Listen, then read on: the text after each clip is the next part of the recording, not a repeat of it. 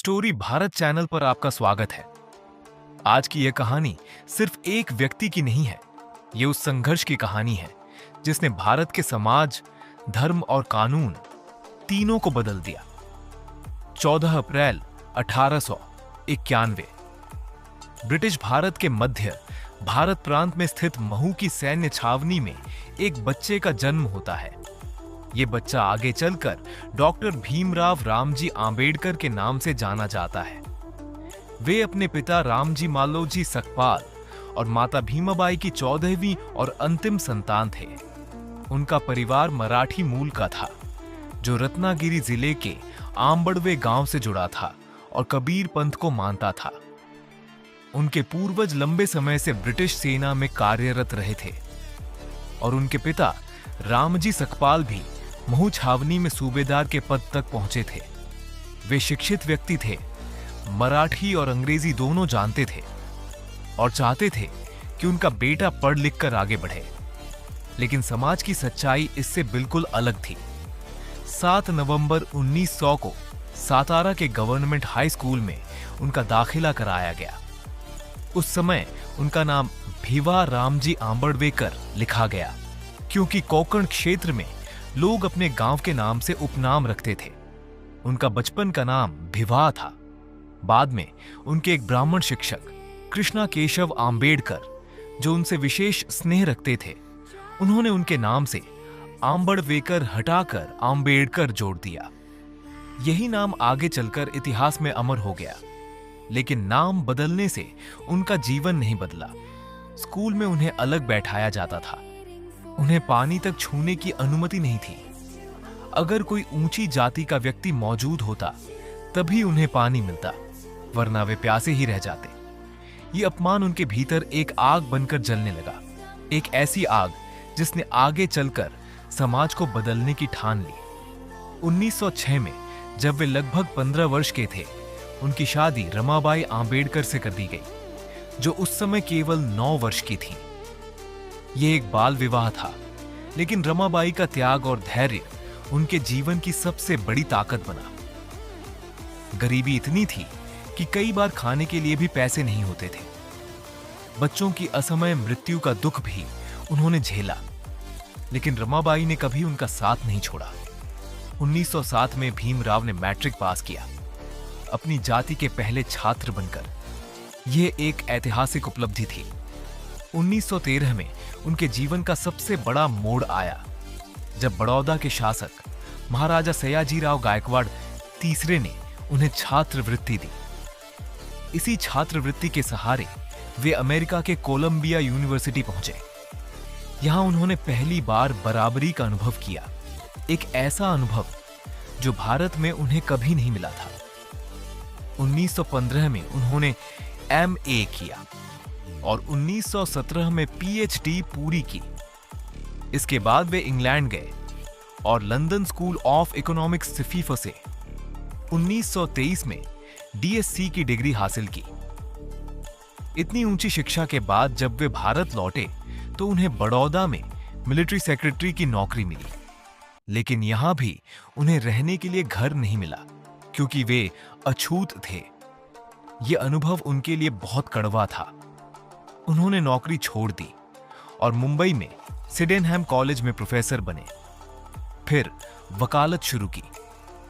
1924 में उन्होंने बहिष्कृत हितकारिणी सभा की स्थापना की, जिसका उद्देश्य दलितों को शिक्षा और अधिकार दिलाना था। 20 मार्च 1927 को महाड़ में चावदार तालाब से पानी पीकर उन्होंने एक ऐतिहासिक आंदोलन की शुरुआत की। यह सिर्फ पानी पीना नहीं था, बल्कि समानता का ऐलान था। 1932 में जब ब्रिटिश सरकार ने कम्युनल अवार्ड के तहत दलितों को अलग निर्वाचन देने की घोषणा की, तो आंबेडकर ने इसे स्वीकार किया, क्योंकि इससे दलितों को राजनीतिक शक्ति मिलती।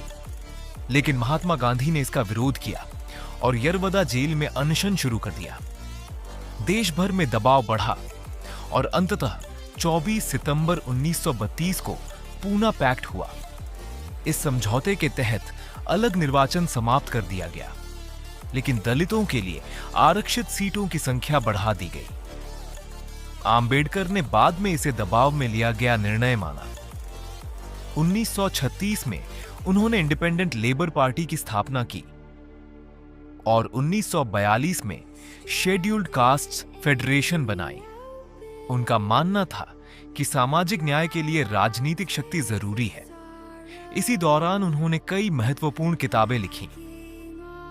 एनाहिलेशन ऑफ कास्ट में उन्होंने जाति व्यवस्था पर सीधा प्रहार किया, जबकि the problem of the rupee में भारत की आर्थिक नीतियों पर गहरी चर्चा की। उनकी आर्थिक सोच में औद्योगिकरण, जल संसाधनों का सही उपयोग और राज्य की भूमिका महत्वपूर्ण थी। 1935 में उन्होंने घोषणा की, मैं हिंदू नहीं मरूंगा। इसके बाद लगभग 20 वर्षों तक उन्होंने विभिन्न धर्मों का गहन अध्ययन किया। उन्होंने इस्लाम, ईसाई धर्म और सिख धर्म का विश्लेषण किया। इस्लाम के संदर्भ में उन्होंने दक्षिण एशियाई मुस्लिम समाज की सामाजिक वास्तविकताओं की आलोचना की, जैसे बाल विवाह, बहुविवाह, पर्दा प्रथा और वर्ग विभाजन। उन्होंने यह भी कहा कि धार्मिक आदर्श और सामाजिक व्यवहार में अंतर होता है। उन्होंने ईसाई और सिख धर्म की सीमाओं को भी समझा। आखिरकार उन्हें बौद्ध धर्म में वह रास्ता मिला जो तर्क, समानता और स्वतंत्रता पर आधारित था, लेकिन उन्होंने इसे उसी रूप में नहीं अपनाया, बल्कि इसकी नई व्याख्या की, जिसे उन्होंने नवयान बौद्ध धर्म कहा। उनकी अंतिम पुस्तक बुद्ध और उनका धम्म इसी विचारधारा पर आधारित थी। 27 मई 1935 को उनकी पहली पत्नी रमाबाई का निधन हो गया, जो उनके जीवन का एक बड़ा झटका था। 1948 में उन्होंने डॉक्टर सविता आम्बेडकर से विवाह किया। 1947 में भारत की आजादी के बाद वे देश के पहले कानून मंत्री बने और संविधान निर्माण में महत्वपूर्ण भूमिका निभाई। उन्होंने समान नागरिक संहिता का समर्थन किया और एक ऐसे भारत की कल्पना की जहां सभी नागरिकों के लिए समान कानून हो। वे विशेष व्यवस्थाओं के विरोध में थे जो राष्ट्रीय एकता को कमजोर कर सकती थीं, जैसे कि अनुच्छेद 370 जैसे प्रावधानों पर उनकी स्पष्ट राय थी कि देश में एक समान व्यवस्था होनी चाहिए। 26 नवंबर 1949 को भारत का संविधान तैयार हुआ, जिसमें समानता, स्वतंत्रता और न्याय के सिद्धांत शामिल थे। 14 अक्टूबर 1956 को नागपुर में उन्होंने बौद्ध धर्म अपनाया और लाखों अनुयायियों को 22 प्रतिज्ञाएं दिलाईं। ये सिर्फ धर्म परिवर्तन नहीं था, बल्कि मानसिक और सामाजिक क्रांति थी। लेकिन इस ऐतिहासिक घटना के कुछ ही समय बाद 6 दिसंबर 1956 की सुबह दिल्ली में उन्होंने इस दुनिया को अलविदा कहा। इसे बौद्ध परंपरा में उनका महापरिनिर्वाण माना जाता है। उनके पार्थिव शरीर को मुंबई लाया गया, जहां समुद्र किनारे दादर में उनका अंतिम संस्कार किया गया। आज वही स्थान चैत्य भूमि के नाम से जाना जाता है।